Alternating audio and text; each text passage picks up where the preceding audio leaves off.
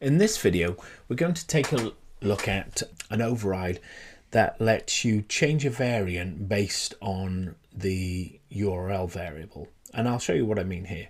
So on Framerverse, if we go back to the home page and we go down to these sections here, we'll see that when we click on, for instance, Figma to Framer, we get a variant or a URL variant or variable here in the URL, and this form shows up.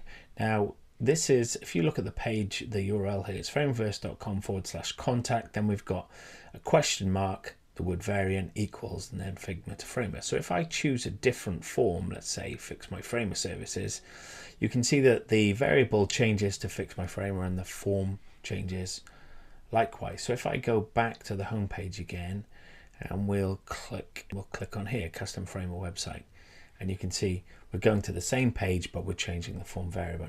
So let's take a look at that in Framer, and first of all, let's go down to the where we're linking from. So if we take a look at the URL here, so this is the component here, and I've got a link variable here, and you can see that we're having to put in the full URL, so we can't just link to /content like we would do on a link usually. You need to put in the full URL.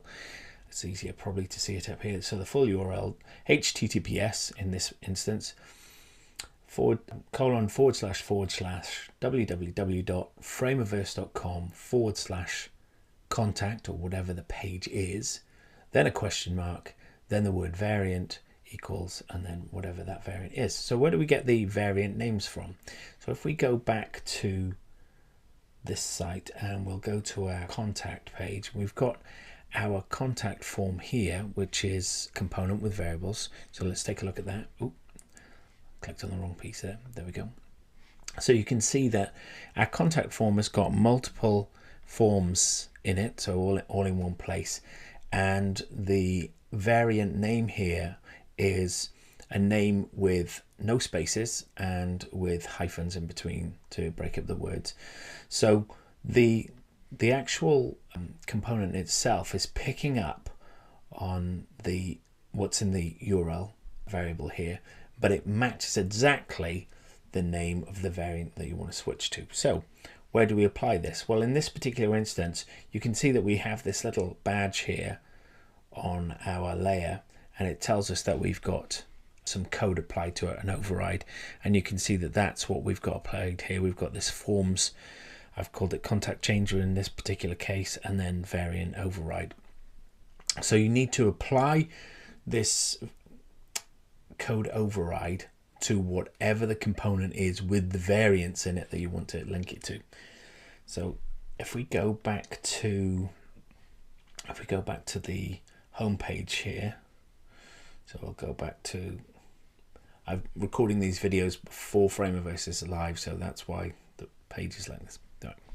Okay, so in this instance, we are linking to the content page and we want to change the variant. Right, let's take a look at getting that code into the site. So if I go into Framer resources and I'll go and grab this code here, we'll copy the code. So this is the override that we want, and then we go into our site and we would apply it. So I will put it, I've got lots of code overrides here, so resources, nope, forms, here we go, and this is where I've applied it to. So it's looking in the URL for the parameter variant, which we can see here. So it's, oh, wrong one, go to the contact page.